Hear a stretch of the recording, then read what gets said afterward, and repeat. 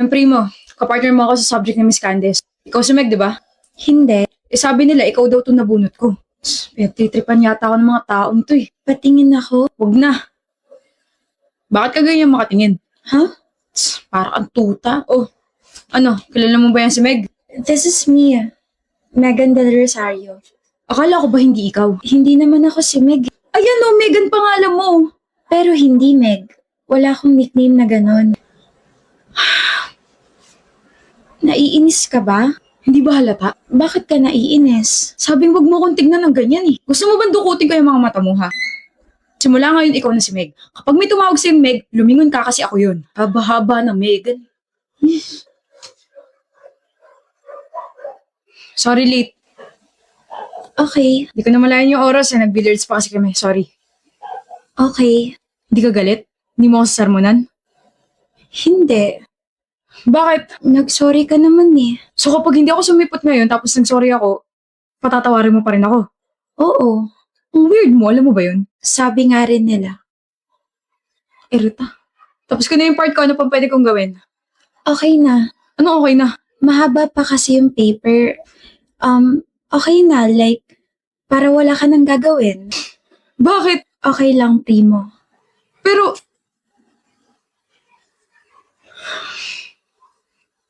Hindi mo naman kailangan pumunta rito. tutulong ako. Mamaya hindi mo pa ako isama kapag pinasa mo yan eh. Isasama kita. I promise.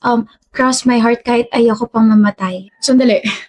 Kahit wala akong itulong, kahit wala akong gawin, kahit hindi ako sumipot, isasama mo pa rin ako? May grade pa rin ako? Oo. Bakit? Kasi magkaibigan tayo. Baliw ka ba? Hindi ba tayo magkaibigan? Hindi tayo magkaibigan, Meg. Hindi porket kagrupo mo or kapartner mo sa assignment, sa project, kaibigan mo na. Sa ginagawa mo, parang pinapakita mo sa ibang tao na pwedeng-pwede ka nila i-take advantage. Tigilan mo nga yan. Tinitake advantage mo ba ako, primo? Hindi. Di ayos lang na gawin ko to. Umayos ka nga. Maayos ako. Hindi ka maayos. Kung maayos ka, magagalit ka tuwing late ako sa mga meeting natin. Magagalit ka kasi maaga akong umaalis kapag nag-chat na yung mga tropa ko. Magagalit ka. Bakit? Bakit nakakunot yung noo mo? Sinusubukan kong magalit sa'yo. Galit ka na yan? Oo. Masyado ka mabait. Ayoko sa taong masyado mabait. Ayoko sa'yo. CR na nga muna ako. Madalas siguro siya natatake advantage ng mga kagrupo niya, kaya ganun siya. Di ako sanay, buwisit. Tapos ang cute pa niya nung gumano siya. Ano ba yung ginagawa mo? Ha? Umayos ka nga, primo. Mali yan. Ayaw mo sa kanya. Sorry, late ako ng 10 minutes. Okay lang. Alam mo, Meg, matuto kang magalit kapag hindi umaayon sa gusto mo yung mga nangyayari. Nagpalit talaga ako para makita ko kung natuto ka ba sa sinabi ko, pero Okay nga lang, primo. bakit? Kasi kahit hindi mo ako friend kita. Hala, may sugat ka. Ito? Lit-lit lang. Napaka-OA mo, alam mo ba yun? Akin na. Alam mo, yung mga ganitong sugat, mas masakit to tsaka mas madaling malagyan ng infection. Sa susunod, agapan mo agad para hindi ka na masaktan, okay? Ayan, may band-aid na. Hoy, primo.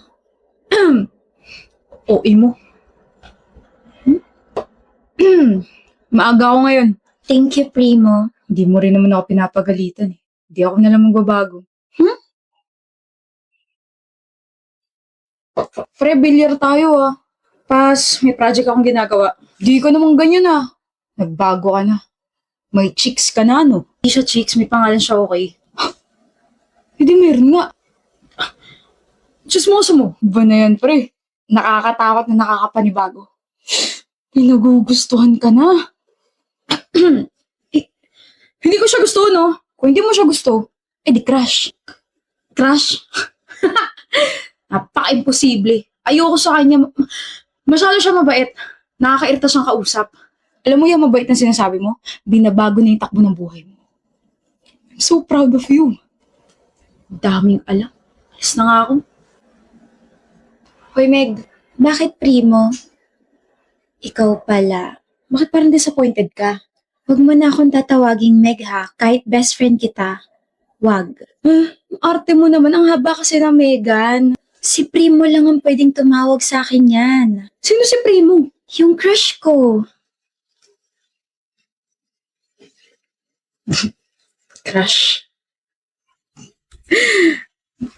Bakit ka nakaupo? Higa ka muna, Kara. Hi, Dennis. Hindi. Tatawagin ko muna yung doktor mo. Na-check na nila ako. Kamusta pakiramdam mo? Okay na okay naman. Pero hindi ka raw umuwi? Nag-alala ko eh. Hanggang ngayon? Ano ka ba? Wala naman akong sakit. Sino hindi mag-aalala eh? Nag-uusap lang tayo tapos sabi mo hindi mo ko iwan tapos bigla nagdugo yung ilong mo tapos bigla ka nahimatay sa harap ko. Siyempre, unang iisipin ko may sakit ka. Dennis, stress lang ako tsaka puya tapos dumagdag pa daw yung init ng panahon. Pero wala talaga akong sakit. I'm so sorry if nag-alala ka. Okay.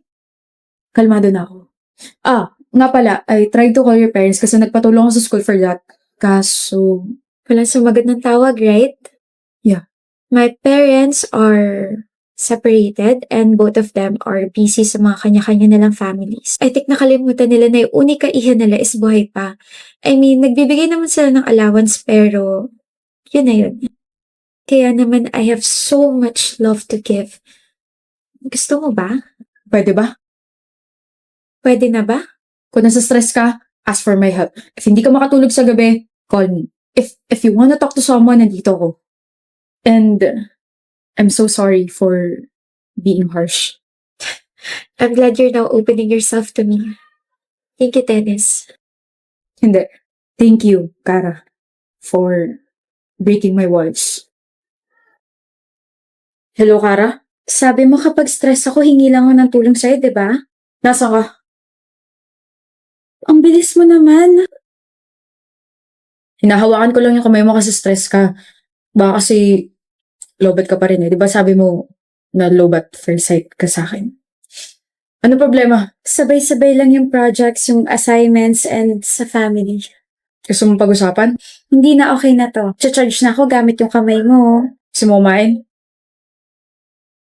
Bulaga! May luga. Simula na naging komportable ka sa akin, lumalabas na yung tunay mong ugali. Hindi ba pwedeng gusto na kita kaya ganito ako sa'yo?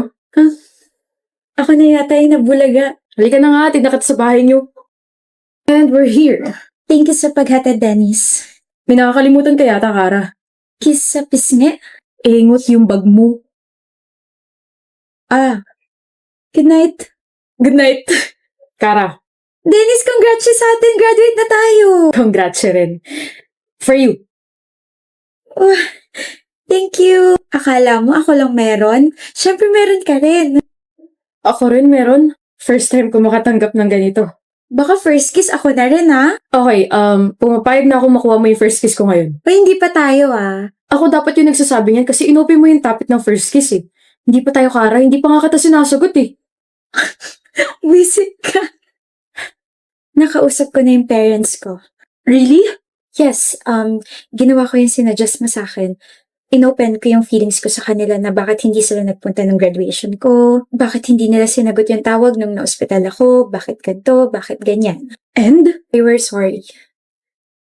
They actually thought na I was doing fine kasi nga lagi ako may allowance, diba? But they never thought daw na makakaramdam ako ng loneliness. I was mad. I was hurt. But I forgave them. Sa weekend lalabas kami and I told them na may boyfriend ako so they want to meet you. Sino? Sino boyfriend mo? Ako? Yes, ako. Baliw ka talaga. But I'm so proud of you for being brave, Kara. Di ko naman ito magagawa kung wala ka eh. Thank you, Bobby. Mahal din kita. Wow! Here's what you requested, Bobby. Your favorite ulam. And here's my gift. Pangkabuhayan showcase. Oh, mahal na mahal mo talaga ako, no? Naalala ko nung college tayo, sabi mo, if may magre-regalo sa'yo kapag adult ka na, gusto mo grocery tapos yung pan-display sa bahay. O, ayan na. Tapos isang sako ng bigas mo, nasa kusina.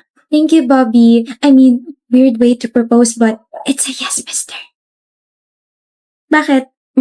Magpo-propose pa lang ako eh. Ha? Ito. Oh my gosh. Seryoso ba? Nakikita mo ba yung mga susunod na pangyayari? Ha? Nakakainis ka, Kara. Huwag ka na mag-propose. Ako na lang yung magde-declare. Dennis, may Bobby. I will marry you. I am marrying you. I love you so much. Mas mahal din kita. Sabi mo may boyfriend ka, Iris? Meron nga. Nagsisinungaling ka. Aminin mo na lang kasing NBSB ka. Hindi naman dapat kinakahiya yun eh. Kung NBSB ako, hindi ko talaga ikakahiya yun. Pero sorry ka. May boyfriend ako. O sino? Sino yung malas na lalaking yun? Si Lucas! Si Lucas? Oo! Si Lucas Martinez. Siya si Lucas Martinez. Masungit, mataray, mayabang, at higit sa lahat, hate na hate ako. Yun nga lang, hindi alam ng marami na may mga atraso ako sa kanya. Nandyan yung nabato ko siya ng sapatos dahil na-frustrate ako sa score ko sa chemistry. Meron naman sa sobrang saya ko, tumama yung kamay ko sa leeg niya nang hindi sinasadya.